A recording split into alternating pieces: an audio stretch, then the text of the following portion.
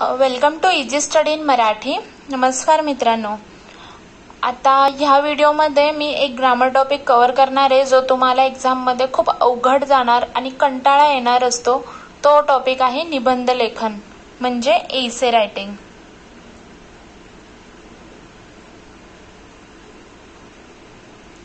आता ह्या व्हिडिओमध्ये मी तुम्हाला एसे रायटिंगचा एक अशी ट्रिक सांगणार आहे, अशी टिप्स सांगणार आहे ज्याच्यामुळे तुम्हाला तो टॉपिक इझी जाईल, तुम्हाला कंटाळा येणार नाही आणि तुम्ही पटकन तो सॉल्व्ह कराल. तर एसे रायटिंग एक्झाममध्ये तुम्हाला इंग्लिश ग्रामरच्या टॉपिकमध्ये मोडतो तो येतो. तर त्यासाठी ना एक गोष्ट करायची, तुम्हाला काही पाठांतर करायचे आहेत. 44 शब्द त्याचे अर्थ फक्त पाठांतर करायचे जे तुम्हाला माहीतही असतील, लक्षात ठेवायचे आहेत तुम्हाला.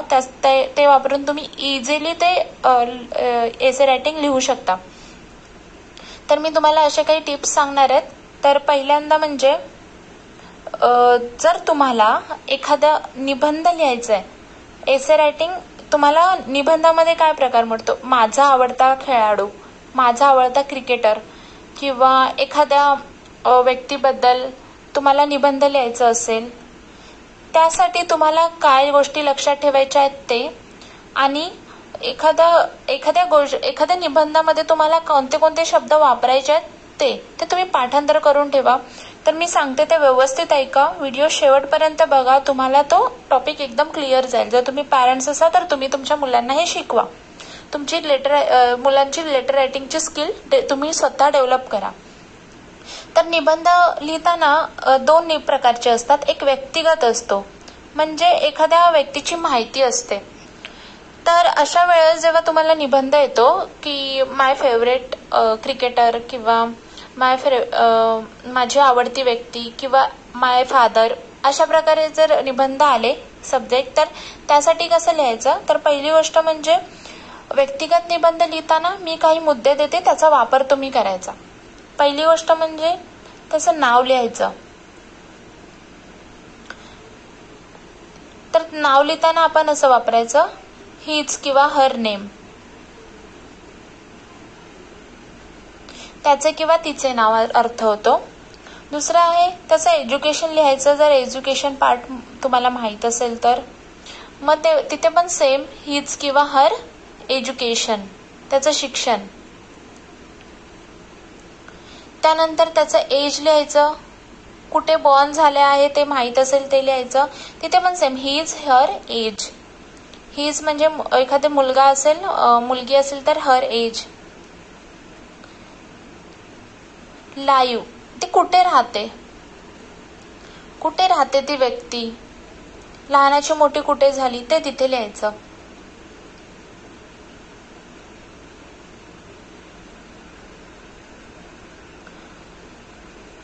कधी कधी वाक्यामध्ये ना वेरी न घेता वाक्य लिहायचं, वेरी न घेता वाक्य लिहायचं. आणि काही वाक्यामध्ये ना वेरी घ्यायचं, वेरी घेऊन वाक्य तयार करायचं. कधी कधी अवेरी घेऊन वाक्य तयार करायचं. कधी कधी नॉट ओनली वापर करायचा वाक्यामध्ये. हे शब्द तुम्ही वापरा म्हणजे तुमचा निबंध एकदम स्ट्रॉंग बनेल. कधी कधी ॲज वेल ॲज वापरायचं.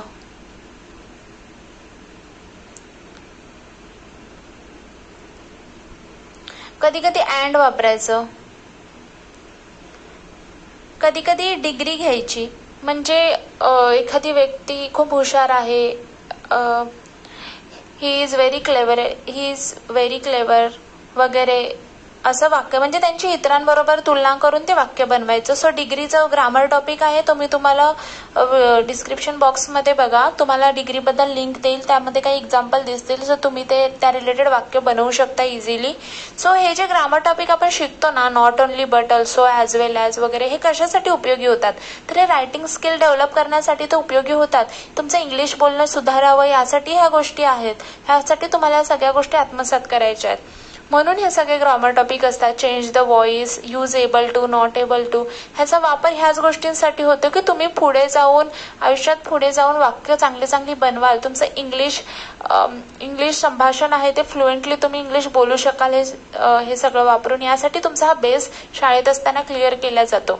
त्यामुळे इथेच तुम्हाला उदाहरण दिलं. इथे नॉट ओनली यूज झाला, ॲज वेल ॲज काही डिग्रीचे वाक्य घेऊन तुम्ही ते वाक्य बनवायचं. एक्सक्लेमेटरी सेंटेन्स जे तुम्ही बघता ग्रामर टॉपिकमध्ये मोडतो. सो एक्सक्लेमेटरी सेंटेन्स घेऊन तुम्ही वाक्य बनवायचं.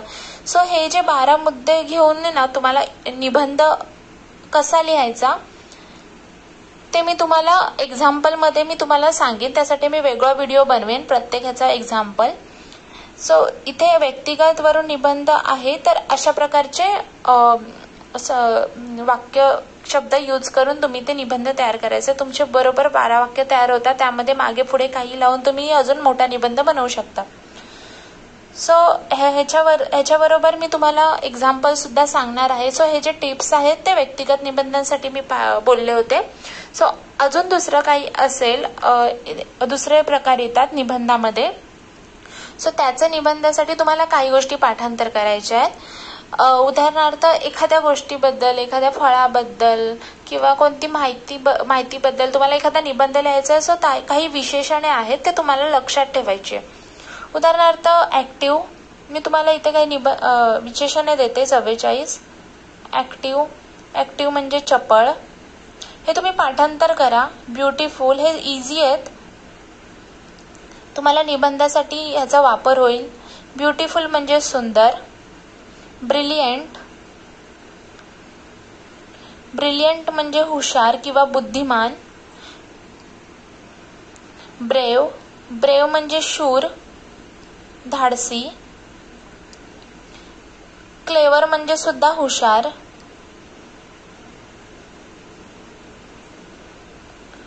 करेजियस म्हणजे सुद्धा धाडसी. सो हे एकाच मिनिंगचे वेगवेगळे शब्द आहेत. हुशार किंवा धाडसी हे ब्रिलियंट, क्लेवर, करेजियस हे एकाच मिनिंगचे अनेक शब्द आहेत. ते तुम्हाला लक्षात राहतील, इझी आहेत. चिअरफुल पर्सन म्हणजे एकदम आनंदी व्यक्ती.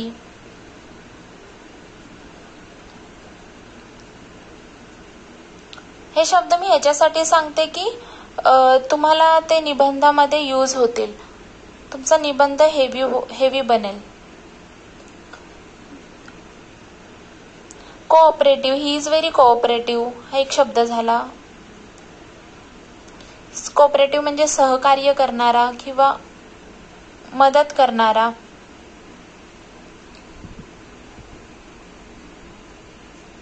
किंवा हेल्पफुल पण एक शब्द आहे. किंवा डिसिप्लिन पर्सन, डिसिप्लिन असल्यामुळे तो एखाद्या व्यक्ती सक्सेस झाला असं आपण निबंधामध्ये मेन्शन करू शकतो. म्हणजे तो शिस्तप्रिय आहे.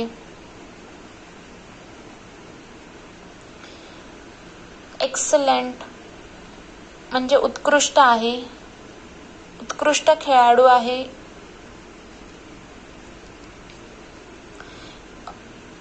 ही इज व्हेरी फेथफुल म्हणजे विश्वासू आहे. फ्रँक म्हणजे मन मोकळा.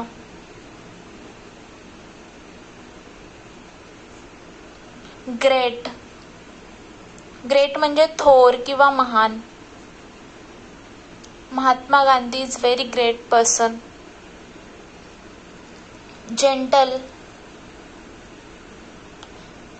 तो शांत आहे किंवा सौम्य आहे स्वभावाने. हार्ड वर्किंग मेहनती आहे.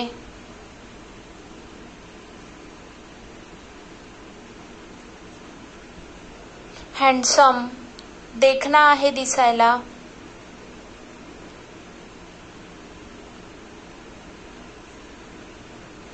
हेल्पफुल कोऑपरेटिव्ह सारखंच आहे. हेल्पफुल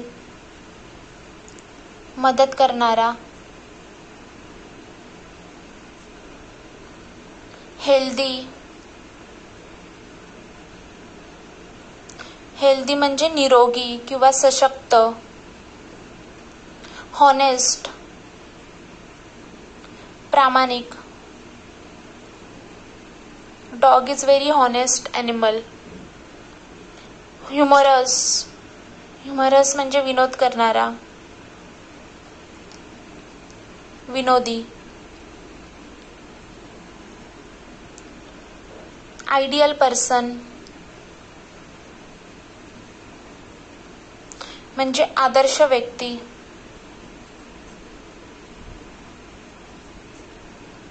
इंटेलिजंट बुद्धिमान किंवा हुशार. दुसऱ्या पानावर घेते. काइंड दयाळू. लॉयल निष्ठावान.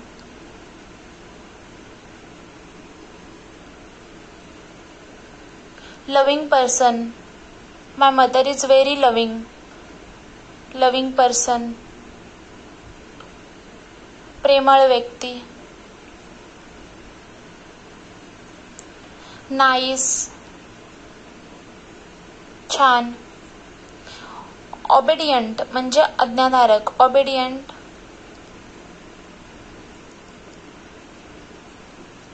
आज्ञाधारक. He is very old. My grandpa is very old म्हणजे वयस्कर. पॉप्युलर लोकप्रिय. Lata Mangeshkar is very popular singer. Poor गरीब. Shyam is very poor. Pretty सुंदर. Cat is very pretty. Punctual discipline किंवा पंक्च्युअल म्हणजे शिस्तप्रिय किंवा वक्तशीर आहे म्हणजे वेळेवर त्याच्या गोष्टी होतात. व्हेरी पंक्च्युअल वक्तशीरपणा आहे. क्वाईट म्हणजे शांत. मागे पण आपण शांतसाठी पाहिलं होतं. जेंटलमॅन किंवा जेंटल पाहिलं होतं तर क्वाईट शांत. रिस्पेक्टफुल म्हणजे तो इतरांची रिस्पेक्ट करतो, आदर करणारा. Rich he is very rich म्हणजे तो श्रीमंत आहे.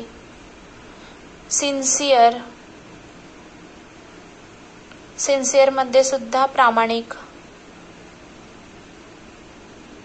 हॉनेस्ट पण आपण पाहिलं होतं कुठेतरी.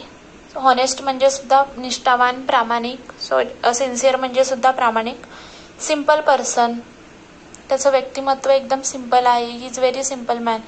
सिंपल म्हणजे साधी व्यक्ती आहे.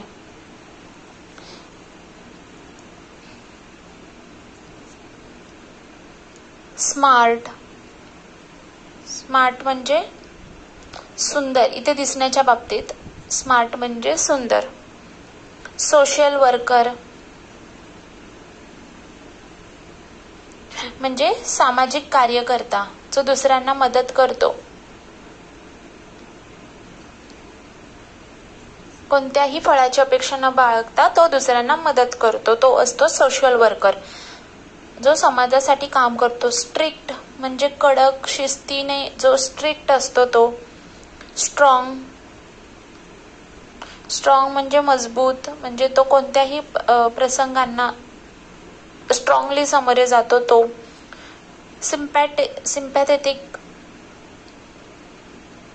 सिम्पॅथेटिक म्हणजे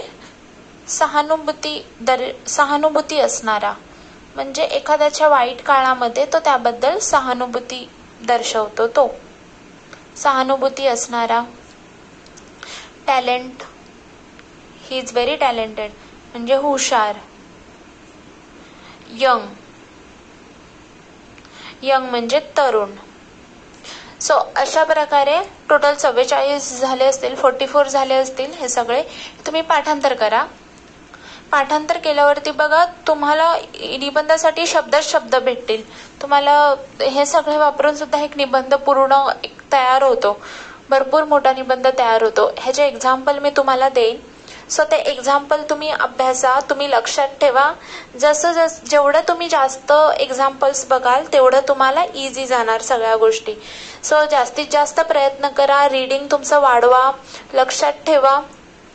आणि तुम्हाला निबंधासाठी मी ज्या ट्रिक्स दिल्या त्या तुम्ही ध्यानात ठेवा.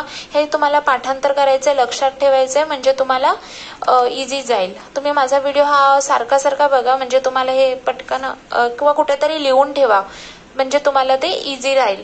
सो व्यक्तिगत निबंध लिहिताना ह्या गोष्टी ऍड करा, तुम्हाला त्याचा फायदा होईल. आणि त्याचबरोबर त्यामध्ये तुम्ही हे असे सारे विशेषणे आहेत ते वापरा. त्याचं मिनिंग सकट मी दिलेलं आहे. सो त्यामुळे तुम्हाला एसे रायटिंग, निबंध लेखन खूप सोपा जाईल. तर एक्झाम्पल्स मी तुम्हाला डिस्क्रिप्शन बॉक्समध्ये लिंक देईन, त्यामध्ये मी तुम्हाला एक्झाम्पल्स देईन, ते तुम्ही रीड करा. माझा व्हिडिओ जास्तीत जास्त तुम्ही लाईक करा, सबस्क्राईब करा आणि जास्तीत जास्त स्टुडंट्सपर्यंत शेअर करा, म्हणजे कोणाला डिफिकल्टी होणार नाही इंग्लिश ग्रामर शिकण्यामध्ये, इंग्लिश मध्ये अडचण येणार नाही. माझा व्हिडिओ पाहिल्याबद्दल धन्यवाद. थँक्यू.